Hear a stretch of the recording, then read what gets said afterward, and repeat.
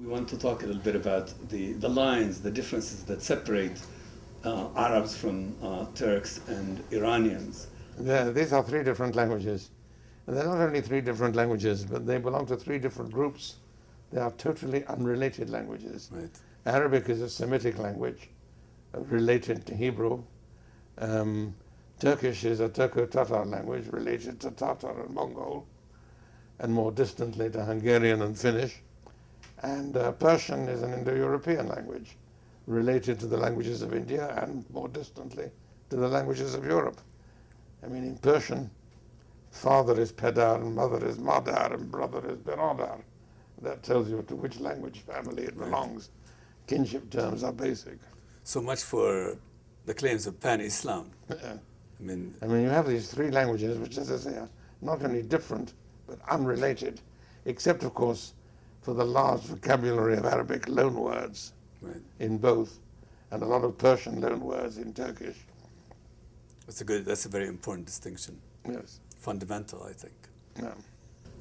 Again, at the risk of using the pronoun I and overusing it, I know something about these differences because I come from a mixed Arab and Persian ancestry. For those uninitiated, we know that my last name means the Persian. And my mother came from very, very long Arabic tradition.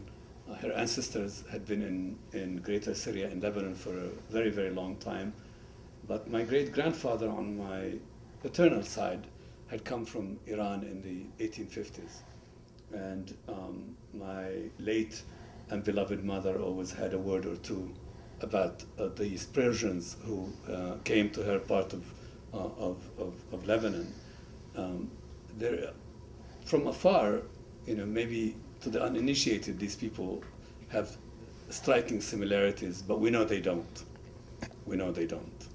We know that the Persians are completely sui generis in many ways, and we know that the Arabs are very different. We know the Turks are very different, and I know that one way of thinking about this, I learned from you, that it depends on whether you define Turkey as a European country or a Muslim country. It depends on where do you enter Turkey. And so what about these lines and differences? Yes, well, most people from the Western world who go to Turkey go from the West, from Europe or America, and arrive in Istanbul. I first set foot in Turkey from the south. I had spent some time in Syria, and before that in Egypt. And my first experience of Turkey was in Ankara and other places around there, and later in Istanbul. And I think I may say, you're quite right, Fouad, that this has really shaped my perception of the country ever since, having come from the south and the past instead of from the west and the present. Yes. But there is another point which I think is important, the difference between the Turks and the Persians on the one hand and the Arabs on the other. It was the Arabs, of course, who created the great Islamic state and the great Islamic civilization from the 7th century onwards. But then, as we know, the Arabs lost control. They lost control of the civilization of the state which they themselves had created. They became a subordinate element. And the Middle East was ruled or contested by non-Arabs, mainly Turks, and then from the 16th, 17th century onwards, Persians as well. Now, Turkey and Iran, Turkey and Persia, whichever you like to call it, are real countries in the European sense of that word. Let me explain what I mean. In Europe, there's a country which is called Denmark, inhabited by people called Danes who speak a language called Danish. There's a country called Spain, inhabited by Spaniards who speak a language called Spanish, and so on and so on. And their loyalty to their country is known as patriotism. That pattern does not apply anywhere in the Arab world, with the possible exception of Saudi Arabia, a very problematic exception. It does apply very clearly in Iran, and in a different way in Turkey. Iran is a country of great diversity of population. If you look around it, there are all sorts of ethnic minorities. There are Turks of various types. There are Arabs. There are Baluchis. There are Kurds. But they have a clearly defined common sense of identity. The difference is that in Iran, they have patriotism. In the Arab countries, they have nationalism. That's a big difference. It's a very big difference. You can't have patriotism where you don't have a clearly defined relationship with the country. In Iran, they are patriots. And the same is true in a somewhat different way in Turkey. We've been calling the country Turkey for 1,000 years. In Turkey, they only adopted the name after the First World War. This was a European name because it wasn't the local pattern. We think of, let's say, Denmark inhabited by Danish-speaking Danes, Turkey inhabited by Turkish-speaking Turks. It's obviously the same pattern. No, it isn't obviously the same pattern because they didn't see it that way. We have, for example, reports. I spent a lot of time reading diplomatic reports in both ways, including reports from Ottoman ambassadors who were sent to various places in Europe in the 17th, 18th centuries. And a recurring theme is they are angry and insulted when they are referred to as a Turkish ambassador. Because for them, at that time, Turk meant the peasants and nomads of Anatolia. So they wanted to be Ottoman ambassador, right. Or the ambassador of the Islamic Caliph. Right. Turkish was insulting. It's only in much more recent times that Turks have accepted to call themselves Turks. Previously, as I say, it was an ethnic term. It was not. It was a social term and a derogatory one. So in Iran, very much so. In Turkey, to a lesser but still very significant extent, you have patriotism as distinct from nationalism. And I think that that is a very, very important distinction. In the Arab world, the nearest approach to patriotism, I would say, is in Egypt. Would you agree with that? I would agree with that. A while ago, it becomes like, 15 years ago. I mean, some years ago, I was given the chance to review your book. I think the big book on the Middle East, the last 2,000 years, for the New York Times Book Review. And something struck me about that work. There was a word you used about Turkey, which immediately just resonated to me. I didn't know much about Turkey, but it caught for me what I took to be the essence of this Turkish experiment and the Turkish people. You said the Turks were very earnest people. And this struck me as a very, very wise and quite, it distilled to me what I knew about, what I thought about Turkey. And you had sketched the sweep of Islamic history of these three populations, the Arabs who conceived the message of Islam, and then as in a relay race, they passed on to the Persians, who took a lot of, who gave us what Islamic philosophy and so on, which is really basically was Persian. And then the rise of the Turks, who picked up their role, and the role was that they would defend they would be soldiers and administrators, and they would defend this world of Islam and negotiate the terms of its engagement with Europe. And I thought that was a very, very apt way of summarizing these three different populations, the Arabs, the Persians, and the Turks, and the roles they played in Islamic history. What impresses me about the Turks is they accepted responsibility for their own history. Yes. And the Arabs haven't. I think that's a very big difference. Well, they had originally, but then they lost it. When? How would we say that? Oh, I would say from the time of the Seljuks onwards. Okay. So in a way, they stopped, they lost political power. Yes. I mean, they no longer ruled. Right. And particularly in their relation with the outside world, for several hundred years were negotiated by the Turks. Right. And this acquitted them of a certain kind of responsibility for their own history. I mean, that's a very different marker between the Arabs and the Turks. Exactly. And I think that has given Arab history this plaintive tone. Yeah. They've done this to us. Our history went wrong. But you see, even in the Ottoman Empire, which was very much a Turkish empire, Right. If you read the Ottoman chronicles, describing at great length and in great detail the various wars that they fought against Austria, against Russia, they always invariably refer to their own side as the Muslims and to Right. the other side as the infidels. Right. They talk of a battle and give the casualties. So many Muslims, so many infidels.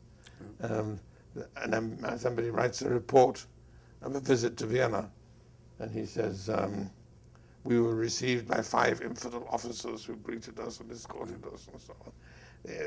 The classification is still religious all the way along. You even find it in newspapers. At one time I was reading 19th century Turkish newspapers. It describes a traffic accident on the bridge. 2 infidels and a Muslim were killed.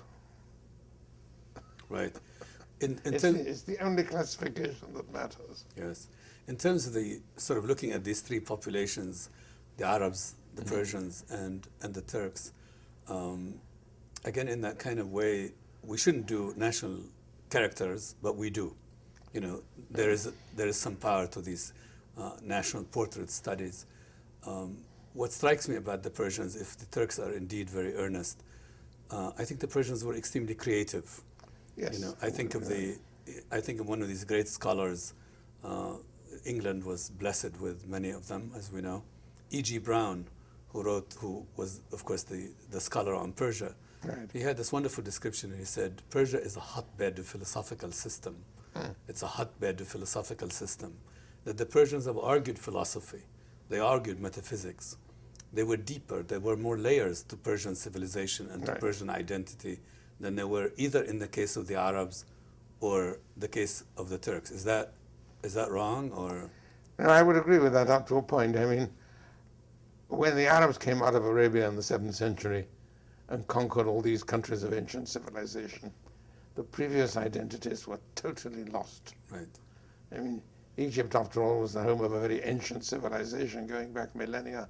The Egyptian language survived for a little while in the form of a Coptic dialect, then disappeared. The Babylonian past was obliterated. Only in Iran, they didn't preserve much, but they did preserve a separate sense of identity. They did preserve their language to some degree. They were not Arabized as the Iraqis and the Syrians and the Egyptians were. They still have a different language, full of Arabic loanwords, Islamized, written in the Arabic script, but still Persian.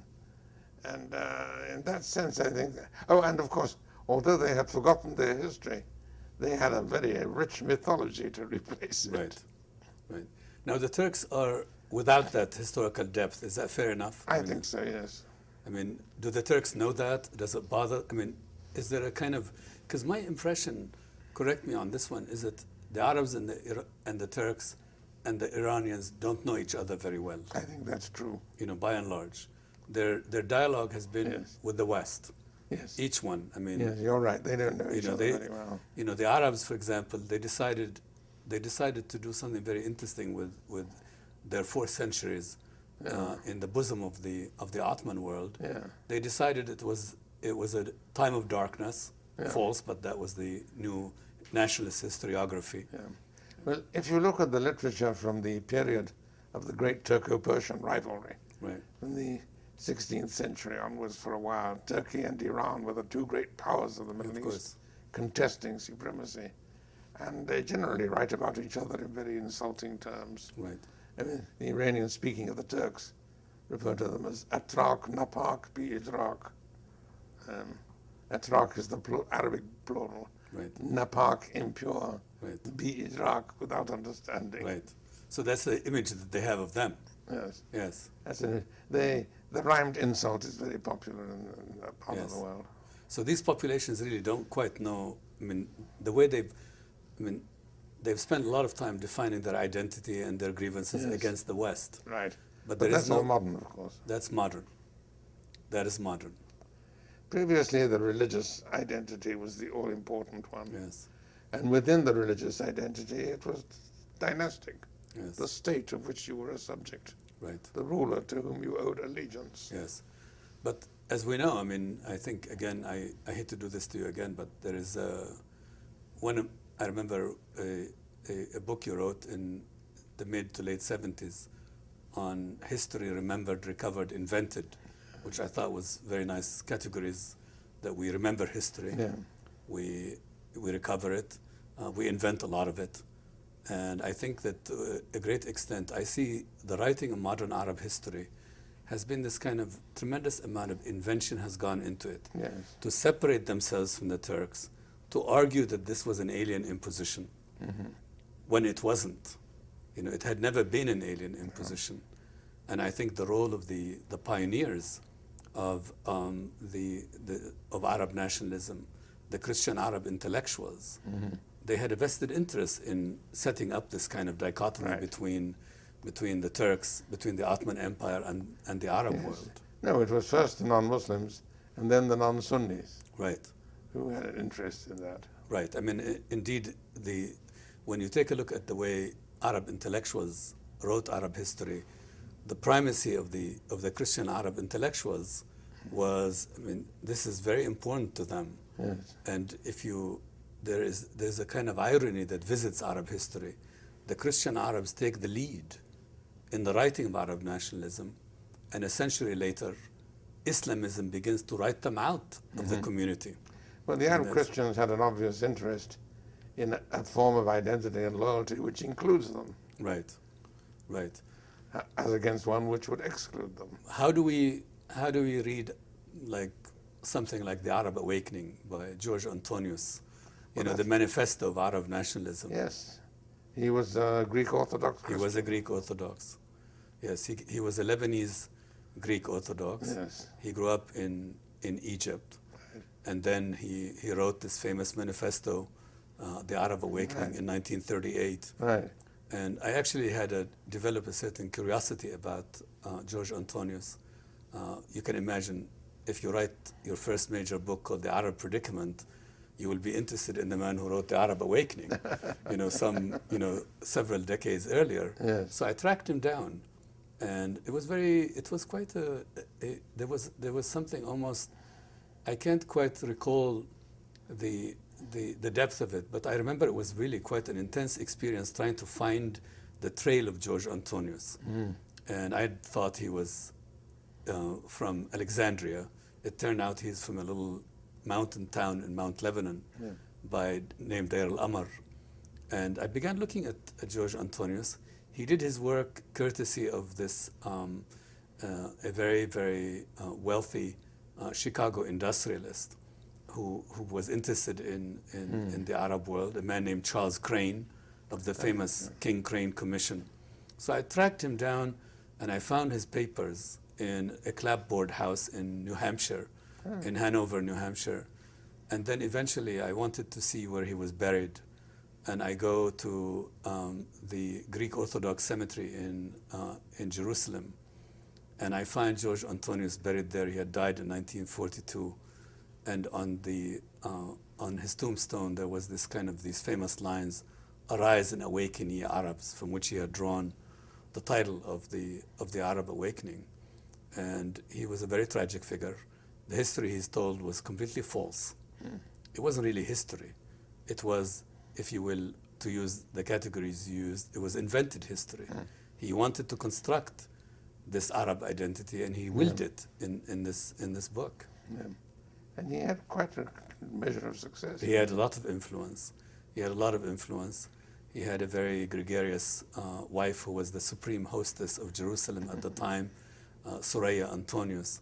It's quite almost it's a tale, very melancholic in a way. He dies a very kind of forgotten and a man alone. Yes. But he had invented this idea of this, modern Arab consciousness, and it took off. It took off. Obviously, members of minorities have a clear advantage in having a national and ethnic rather than a religiously defined identity. Right.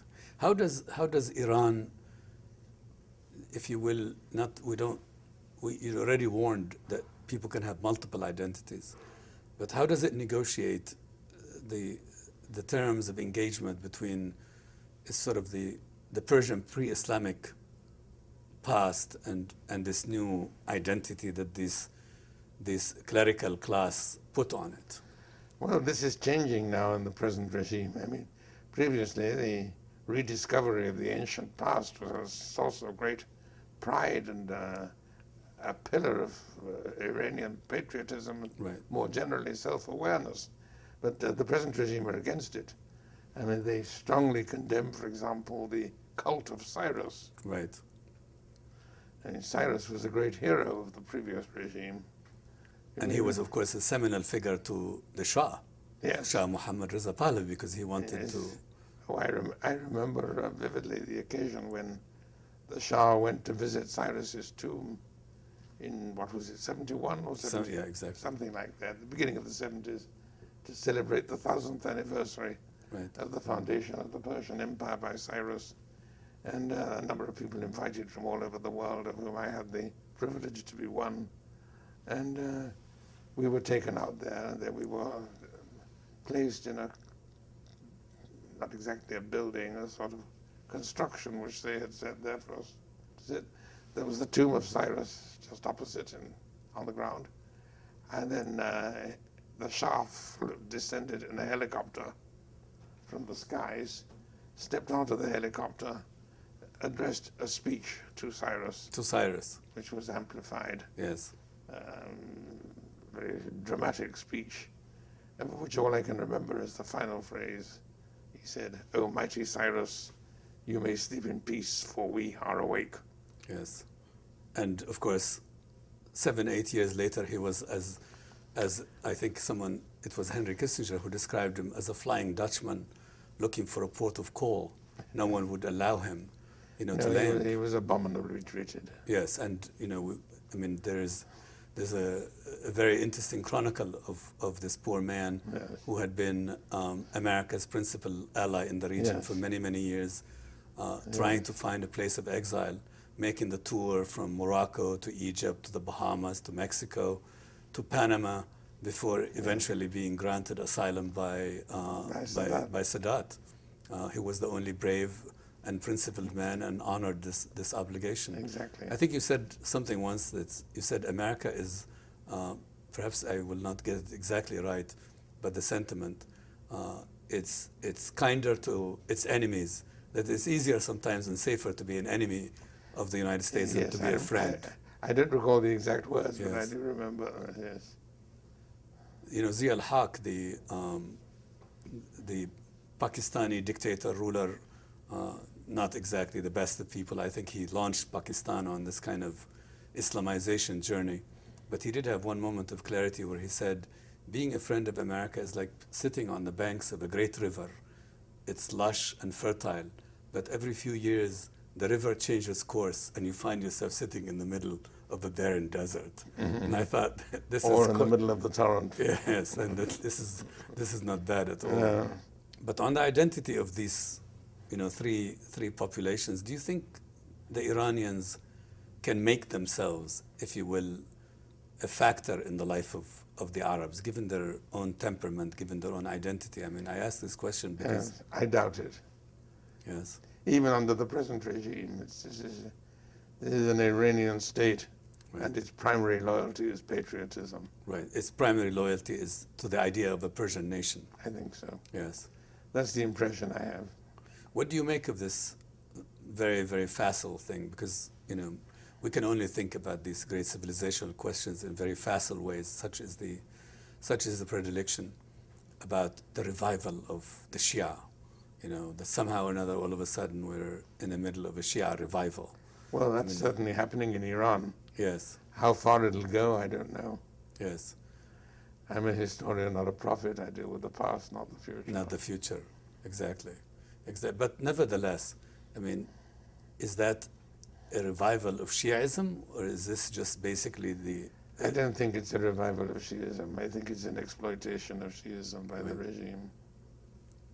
And in many ways, it's probably the argument could be made that the entire Khomeini dispensation, the entire Khomeini order, was a rebellion against Shiaism. In a sense, against the great Shia traditions Right. of quietism, the great Shia tradition of the clergy not being overly involved Right. in politics. And I think there is more of the way I look at the Shia world today, there is much greater authority for this very humble man, Grand Ayatollah Ali Sistani, sitting in his home in Najaf, than there is to Ali Khamenei in Iran with state power and money and goons and thugs working for him. Yeah. They are discrediting their cause. Exactly. I mean, when I don't know if I ever sort of gave you the details of visiting Ali Sistani. You come to a small lane in the bazaar in Najaf, just a few steps away from the shrine of Imam Ali in Najaf, and you come to the home of the great Ali Sistani. And there is just a simple house in just a nondescript lane. There's a piece of batik separating the house from the street, and you walk in, and there is the residence of Ayatollah Sistani. And the simplicity of the man and the modesty of the man and his insistence, if you will, on that the clergy should remain out of politics. You know, he has guided, if you will, in a subtle way, this transition in Iraq, and he has been a friend of the democratic experiment in Iraq. Had it not been for him, I think there is, the blood would have been to the knees in Iraq. And this, to me, represents that kind of high clerical tradition of Shi'ism. It's also Sunni. You have this tradition that one does not get involved in government. Yes. You remember the story of Muhammad Abdul? No. Muhammad Abdul left Egypt at a certain point and went to Lebanon. Right. And you might say he was self-exiled from Egypt. And an Egyptian journalist went to interview him and asked him all sorts of questions about his beliefs and doctrines, which he answered. And then the journalist started asking him political questions, which he refused to answer. Right. And the journalist said, well, aren't you interested in politics? And his answer is famous. He said, أعوذ بالله من السياسة ومن فعل السياسة يسوس ومن حرف السين الداخل في السياسة. Right. So he wanted nothing to do with politics because he thought it was a realm of compromise.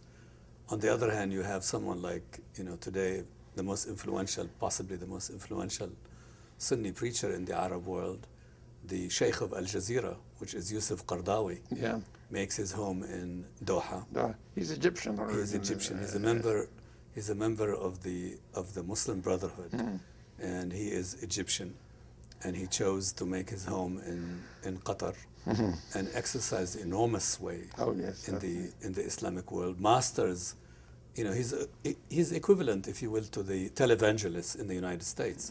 I mean, he's very comfortable with television, very comfortable with the modern means of communication, and has enormous sway in the region as a whole. And he knows how to use it very skillfully. There is, again, to quote the late Egyptian diplomat Tahsin Bashir, he said about Qardawi, he said he combines a kind of zeal and cunning, and he's very good at it. I mean, he knows how to play that medium, and he knows how to do politics, and he understands what it takes for him to maintain his little presence in Doha. He stays away from the internal affairs of Qatar. He has nothing to say about that, but he has a lot to say about the wider Islamic agenda.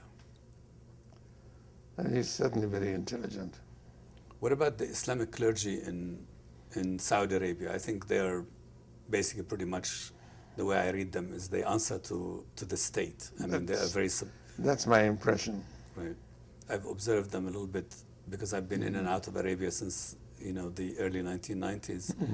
And I think their partnership with the state is very intimate. And there is a wonderful vignette about the late King Khalid, who ruled between 75 and 82, where he was talking about the ulama, the religious class. And someone said, Your Majesty, this will not be acceptable to the ulama. That will not be acceptable to the ulama. And he said, well, the ulama are on my head. A sign of respect, as you know. They're on my head. But if I shake my head, they will fall to the ground. That the primacy of the state, the primacy of kingship is total. Well, there are a lot of different Muslim traditions about that. Right. You know the story of the evening when the Caliph al-Ma'mun was sitting at his court with a group of courtiers. They were chatting about this and that and the other thing. And then they got onto the subject of happiness, definition of happiness. How do you define happiness? And they batted this back and forth, and then they turned to the Caliph and said, "O Commander of the Faithful, tell us, who is a happy man?" The Caliph said, "I don't know him and he doesn't know me." That's the definition of a happy man. Yes. Who stays out of the political realm Exactly. altogether. Uh, Well, given the record of some Middle Eastern states in modern times, the despotisms, exactly. the Syrians, the Iraqis, the Libyans, etc. Well, despotism is a modern development. I mean, in the past you have authoritarian government, but you don't have despotism. I think this is one of your themes, actually. Yeah.